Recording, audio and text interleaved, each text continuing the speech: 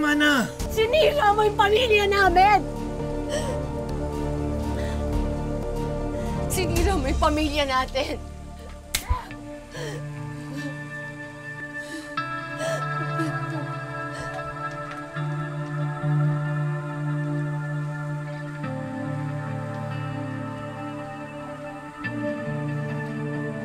Naku, Marie, nung nahuli mo sa akto, anong ginawa mo?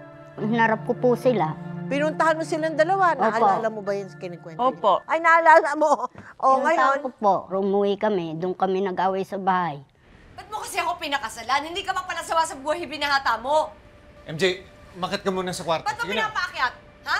Dito lang siya. Para marinig niya yung mga pinagagawa mo para hindi ka tularan.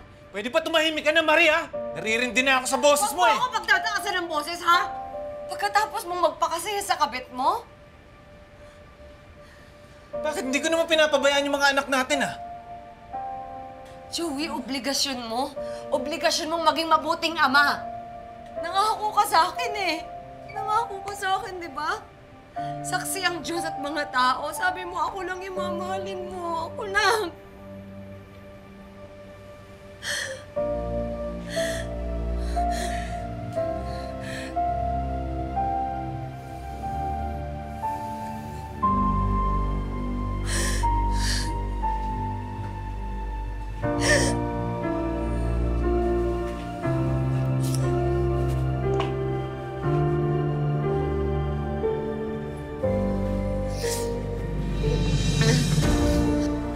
Tama na.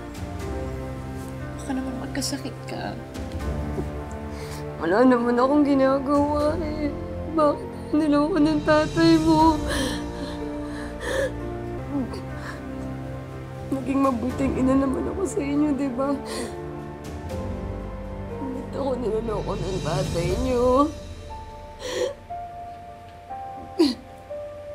Nung unay na konsensya naman si Carol at nakipaghiwalay na siya kay Joey. Pero sa kabila nito, hindi agad pinatawad ni Marie si Joey. Malimit siyang maghinala na niloloko pa rin siya ni Joey. At madalas itong nakikipagkita kay Carol. Saan ka na naman galing? Sa babae mo? Ano to? Ano pinagsasabi mo?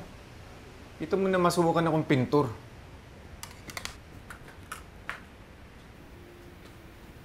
Pintura-pintura ka dyan. Galing ka lang doon sa babae mo. Kay Carol.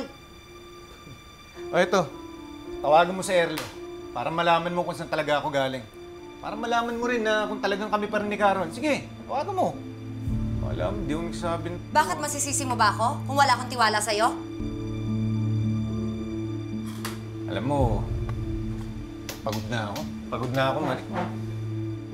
Pagod na akong patunayan sa'yo na nagbago na talaga ako. Kung wala ka ng tiwala sa akin, wala ka ng respeto. Ano pa't nananatili ako dito sa bahay na to? Alam mo, Marie, mabuti pa. Hiwalay na lang tayo. Tapusin na natin to.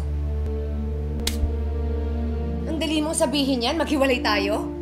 Pagkatapos mo akong anakan ng anakan, hindi ako papayag. Araw-araw mong pagdusahan yung kataksilan mo.